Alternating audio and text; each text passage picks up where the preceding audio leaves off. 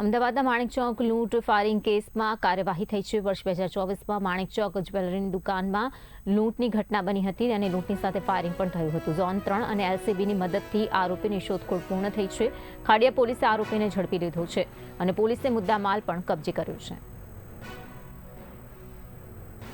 સીધું એણે હરિયાણાનો જ રસ્તો પકડેલો અને એણે એના ફોન પણ એની પત્નીને આપી દીધેલા, એટલે એના ફોન સતત ચાલુ રહ્યા અને એના લોકેશન બી હરિયાણા જ આવ્યા, એટલે કોઈને એ અહીંયા આવ્યો છે એવો કોઈ ડાઉટ જ નથી પડ્યો। અત્યારે એ 25 થી 30 લાખનું દેવું બોલે છે અને એના એવિડન્સ પણ આપણને દેવાના મળ્યા છે। એણે અલગ અલગ લોકોને, મતલબ દિલ્હીની અંદર, ગુડગાંવની અંદર એણે સોનું વેચી દીધેલું છે। દિલ્હી, ગુડગાંવ, એની સોનાની દુકાનો જે સોનું લઈ અને પૈસા આપી દેતા હોય, gold, cash for gold, cash એણે એનું દેવું ભરવામાં અને એની રૂટીન જરૂરિયાતો માટે યુઝ કરી લીધું, કેમ કે આને 2 વર્ષ થઈ ગયા છે, એટલે એની પાસે ખાસો સમય હતો।